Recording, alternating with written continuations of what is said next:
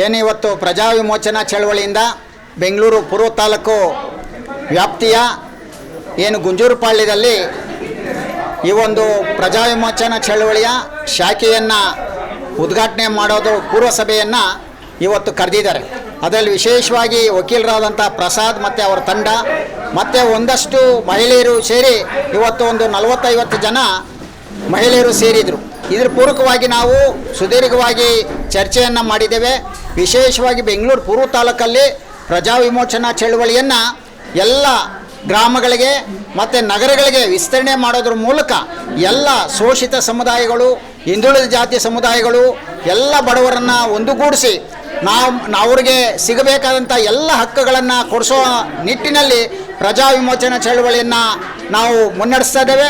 ಆ ನಿಟ್ಟಿನಲ್ಲಿ ಈಗಾಗಲೇ ಅನೇಕರು ಚಳವಳಿಗೆ ಬರ್ತಾ ಇದ್ದಾರೆ. ನಾಳೆ ಕೂಡ ಛತ್ರಪತಿ ಶಾಹು ಮಹಾರಾಜ್ ಬರ್ತ್ಡೇಯನ್ನು ನಾಳೆ ನಾವು ಆನೇಕಲ್ ಅಂಬೇಡ್ಕರ್ ಭವನದಲ್ಲಿ ಇಟ್ಕೊಂಡಿದ್ದೇವೆ.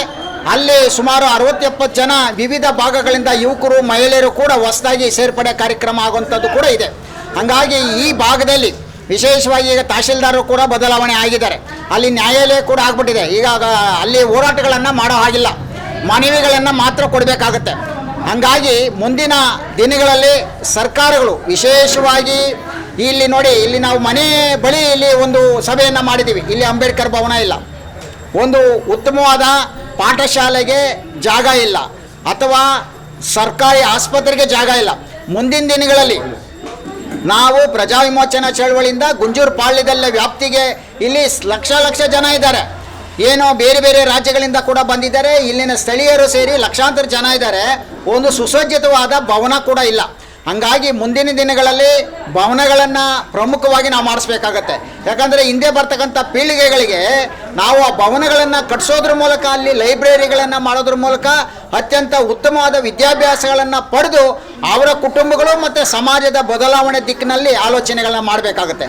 ಹಾಗಾಗಿ ಅಂಬೇಡ್ಕರ್ ಏನೇ ನಮ್ಮ ಹೋರಾಟಗಳೇನಿದೆ, ಅವರ ಸಿದ್ಧಾಂತಗಳೇನಿದೆ, ಅವರೆಲ್ಲ ಹೋರಾಟ ಮತ್ತು ಸಿದ್ಧಾಂತಗಳನ್ನು ನಾವು ಒಳಗೂಡಿಸ್ಕೊಂಡು ನಾವು ಮುಂದುವರಿತಾ ಇದ್ದೀವಿ. ವಿಶೇಷವಾಗಿ ಇವತ್ತು ಕರ್ನಾಟಕದಲ್ಲಿ ಬದಲಾವಣೆ ಮುಖ್ಯಮಂತ್ರಿ ಆಗಿದ್ದಾರೆ. ವಿಶೇಷವಾಗಿ ಪರಿಶಿಷ್ಟ ಜಾತಿಯವರಿಗೆ ಮಾತ್ರ ಉಪಮುಖ್ಯಮಂತ್ರಿ ಆಗಿದೆ. ಇನ್ನು ಇದುವರೆಗೂ ಕೂಡ ಮುಖ್ಯಮಂತ್ರಿ ಆಗಿಲ್ಲ. ಮುಂದಿನ ದಿನಗಳಲ್ಲಿ ಏನು ಕರ್ನಾಟಕ ರಾಜ್ಯದಲ್ಲಿ 130 ಕೋಟಿ ಜನಸಂಖ್ಯೆ ಇರ್ತಕ್ಕಂಥ ಪರಿಶಿಷ್ಟ ಜಾತಿ, ಪರಿಶಿಷ್ಟ ವರ್ಗದವರು ಮುಂದಿನ ದಿನಗಳಲ್ಲಿ ಮುಖ್ಯಮಂತ್ರಿಗಳನ್ನು ಮಾಡಬೇಕಾಗತ್ತೆ. ಇನ್ನು ನಾನು ಕಂದಾಯ ಸಚಿವರಾದಂಥ ಉಪಮುಖ್ಯಮಂತ್ರಿ ಪರಮೇಶ್ವರ್ ಅವರಿಗೆ ಒತ್ತಾಯ ಮಾಡ್ತೇನೆ. ಏನು PTCL ಕಾಯ್ದೆ ನಾವು ಎಲ್ಲ ದಲಿತ ಸಂಘಟನೆಗಳು ಸೇರಿ ಸಿದ್ದರಾಮಯ್ಯನವರು ಏನು ವಿರೋಧ ಪಕ್ಷ ನಾಯಕರಾಗಿದ್ದಾಗ ಒಂದು ದೊಡ್ಡ ಹೋರಾಟವನ್ನು ಫ್ರೀಡಮ್ ಪಾರ್ಕಲ್ಲಿ ಮಾಡಿದ್ವಿ. ಆಗ ಅವರು ಮನವಿ ಪಡೆದು ನಾನು PTCL ಕಾಯ್ದೆಗೆ ತಿದ್ದುಪಡಿ ಮಾಡ್ತೇನೆ ಅಂತ ಹೇಳಿದರು.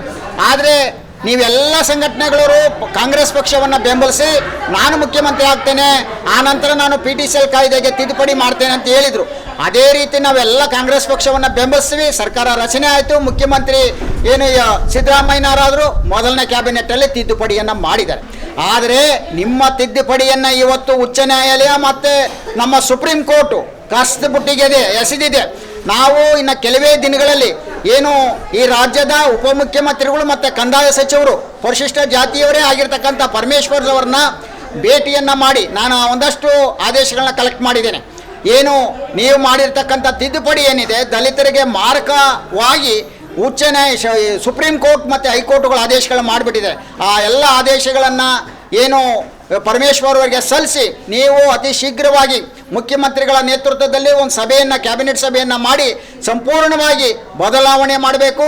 ಇಡೀ ರಾಜ್ಯದಲ್ಲಿ ಪರಿಶಿಷ್ಟ ಜಾತಿ, ಪರಿಶಿಷ್ಟ ವರ್ಗದವರು ಭಾಳ ಏನು ಆರ್ಥಿಕ ಹಿಂದುಳಿದೇ ಇರತಕ್ಕಂಥವರಿಗೆ ಇವತ್ತು ಭಾಳ ಅನಾನುಕೂಲ ಆಗಿದೆ. ಅದನ್ನು ಮಾಡಬೇಕು ಅನ್ನೋ ಒಂದು ಒತ್ತಾಯವನ್ನು ಮಾಡೋದ್ರ ಮೂಲಕ, ಅದು ಮಾಡಿಲ್ಲ ಅಂದರೆ ಫ್ರೀಡಮ್ ಪಾರ್ಕಲ್ಲಿ ಕೂಡ ನಾವು ಹೋರಾಟವನ್ನು ಮುಂದಿನ ದಿನಗಳಲ್ಲಿ ಮಾಡೋದಕ್ಕೆ ನಾವು ಎಲ್ಲ ಚಳವಳಿಯ ಪದಾಧಿಕಾರಿಗಳು ಕೂಡ ಚರ್ಚೆಯನ್ನು ಮಾಡಿ ತೀರ್ಮಾನ ಮಾಡ್ತೇವೆ ಅನ್ನೋ ಒಂದು ವಿಚಾರವನ್ನು ರಾಜ್ಯ ಸರ್ಕಾರದ ಗಮನಕ್ಕೆ ತರಬಯಸ್ತೇನೆ. ಪ್ರಜಾ ವಿಮೋಚನಾ ಚಳವಳಿಯ ರಾಜ್ಯ ಅಧ್ಯಕ್ಷರಂಥ ಕೃಷ್ಣಪ್ಪ ಸಾರು ಇವತ್ತು ಕಾರ್ಯಕ್ರಮಕ್ಕೆ ಬಂದು ರಾಜ್ಯ ಅನುಭವಿಸ್ತಾ ಇರುವಂಥ ಹಲವು ಸಮಸ್ಯೆಗಳು ಹಾಗೂ ದಲಿತರು, ಹಿಂದುಳಿದ ಜನಗಳು, ದಮನಿತರು ಅವರು ಅನುಭವಿಸ್ತಾ ಇರೋಂಥ ಸಮಸ್ಯೆಗಳು, ಅವಿದ್ಯಾವಂತಿಕೆ, ಅನಕ್ಷರತೆ ಎಲ್ಲ ತಾಂಡವಾಡ್ತಾರಂಥ ಸಮಸ್ಯೆಗಳ ಬಗ್ಗೆ ಅರಿವು ಮೂಡಿಸೋದ್ರಲ್ಲಿ ಅವರು ದಲಿತ ವಿಮೋಚನಾ ರಥ ಅಂದರೆ ಬಾಬಾ ಸಾಹೇಬ್ ಅಂಬೇಡ್ಕರ್ ಏನು ಹೇಳಿದ್ರು, ವಿಮೋಚನಾ ರಥವನ್ನು ನಾನು ಇಲ್ಲಿಗೆ ಬಿಟ್ಟಿರ್ತೀನಿ, ಸಾಧ್ಯವಾದರೆ ಇದನ್ನು ಮುಂದಕ್ಕೆ ತಗೊಂಡೋಗಿ ಇಲ್ಲ ಅಲ್ಲೇ ಬಿಟ್ಟುಬಿಡಿ, ಹಿಂದೆ ಮಾತ್ರ ತೊಳ್ಬೇಡಿ ಅಂತ ಒಂದು ಮನವಿನ ಅವರು ಕೊನೆಯ ದಿನಗಳಲ್ಲಿ ನನ್ನ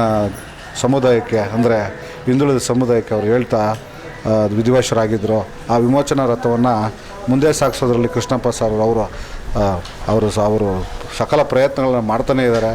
ಈಗ ಕೇವಲ ಚಳುವಳಿಯ ಚಳುವಳಿ ಜನ ಇಲ್ಲ ಅಂದರೆ ಚಳುವಳಿ ಅಲ್ಲಿಗೆ ನಿಂತೋಗುತ್ತೆ. ಹಾಗಾಗಿ ಎಲ್ಲರೂ ಯುವಕರು, ಈಗಿರೋ ಜನರು ಎಲ್ಲ ಸೇರಿ ಚಳುವಳಿನ ಮುಂದುವರಿಸ್ಬೇಕು, ಚಳುವಳಿನ ದೊಡ್ಡ ಮಟ್ಟಕ್ಕೆ ತಗೊಂಡೋಗ್ಬೇಕು. ಎಲ್ಲ ಅಧಿಕಾರಿಗಳಲ್ಲಿ ಇವರು ಹೋಗಿ ಕುಳಿತುಕೊಳ್ಬೇಕು, ತಮ್ಮ ಹಕ್ಕುಗಳ ಕುರಿತು ಮಾತಾಡಬೇಕು. ಈಗ ಸಾಹೇಬರು ಹೇಳ್ದಂಗೆ PTCL ಕಾಯ್ದೆನ ಮೂಲೆ ಗುಂಪು ಮಾಡಿಬಿಟ್ಟಿದೆ. ನಾನೊಬ್ಬ ವಕೀಲನಾಗಿ ಕೂಡ ಈ ಮಾತನ್ನು ನಾನು ಒಪ್ಕೊಳ್ಬೇಕಾದಂಥ ಪರಿಸ್ಥಿತಿ ಬಂದಿದೆ. ಯಾಕಂದರೆ PTCL ಕಾಯ್ದೆನ ಕರ್ನಾಟಕ ಸರ್ಕಾರ ನಾವು ಒಪ್ಕೊಂಡಿದ್ರು ಕೂಡ ಅದಕ್ಕೆ ಈ ಮುಂದಿನ ನ್ಯಾಯಾಲಯಗಳು, ಸರ್ವೋಚ್ಚ ನ್ಯಾಯಾಲಯಗಳು ಮತ್ತು ಉಚ್ಚ ನ್ಯಾಯಾಲಯಗಳು ಅದರ ವಿರುದ್ಧ ಕೆಲವೊಂದು ಆರ್ಡರ್ಸ್ಗಳನ್ನ ತಂದು ಅದನ್ನು ತಿಪ್ಪೆಗುಂಡಿಗೆ ಮಾಡಿ ಬಿಸಾಕೋ ಮಟ್ಟಕ್ಕೆ ಮಾಡಿಟ್ಟಿದ್ದಾರೆ.